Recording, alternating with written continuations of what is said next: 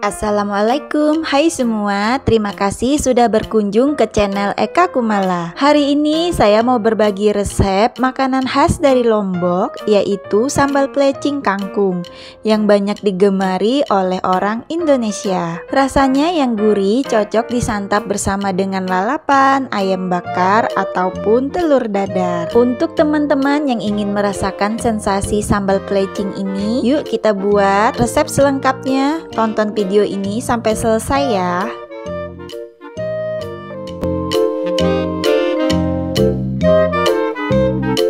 Berikut ini adalah bahan yang disiapkan untuk membuat sambal plecing beserta dengan lalapannya. Bahan pertama ada kangkung sebanyak 1 ikat. Kangkung sudah disiangi, dipotong-potong dan dicuci bersih. Kemudian untuk bahan lalapannya ada terong dan tempe. Terong sebanyak 1 buah dan tempe sebanyak 1 papan. Tempe dan terong sudah saya potong-potong dan marinasi. Bahan sayuran selanjutnya ada tauge sebanyak 100 gram.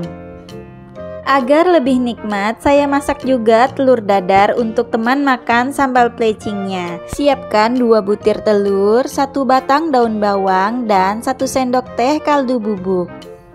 Kemudian untuk bahan sambal plecingnya di sini saya siapkan 3 buah cabai keriting, 10 buah cabai rawit, 1 buah tomat, 2 siung bawang merah, 1 siung bawang putih, 1 buah jeruk nipis, 1 papan terasi, dan 1 sendok teh gula merah dan garam. Langkah selanjutnya kita akan merebus kangkung. Siapkan wokpen ataupun panci, masukkan air secukupnya, masukkan kangkung yang sudah disiangi tadi. Aduk-aduk kangkung hingga tercampur rata dengan airnya. Masak kangkung hingga layu. Kangkungnya nggak usah lama kita rebus. Kalau sudah layu maka angkat dan tiriskan agar kangkungnya tetap segar saat kita makan. Nah teman-teman, kangkungnya udah layu, kita angkat dan tiriskan. Kemudian masih ada sisa air rebusan dari kangkung. Kita rebus juga taugenya. Masukkan tauge, aduk-aduk hingga tercampur rata. Sama seperti kangkung, taugenya nggak usah lama-lama kita rebus. Kalau udah mendidih maka matikan kompor, angkat dan tiriskan. Setelah semua sayurannya selesai kita rebus, kemudian kita akan lanjutkan dengan membuat telur dadar. Nah ini daun bawangnya diiris tipis. Setelah itu pecahkan telur. Kemudian masukkan kaldu bubuk. Dan masukkan juga irisan daun bawang. Kocok telur dan bahan yang sudah dimasukkan hingga semuanya tercampur rata. Selanjutnya setelah telur dan bahannya tercampur rata, kita akan lanjutkan menggoreng telur dadar. Masukkan telur ke dalam minyak yang panas. Jika teman-teman ingin telur dadar yang garing, maka minyaknya harus benar-benar panas. Dan sebaliknya, jika tidak suka terlalu kering telur dadarnya, minyaknya sedang aja, nggak usah terlalu panas. Jangan lupa telur dadarnya dibolak-balik agar matangnya merata.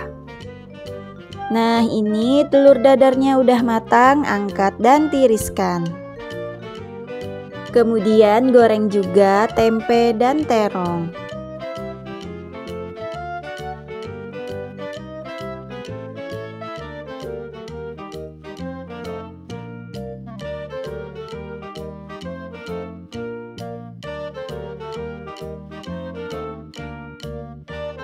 Setelah selesai menggoreng tempe dan terong, langkah terakhir kita akan menghaluskan sambal plecing.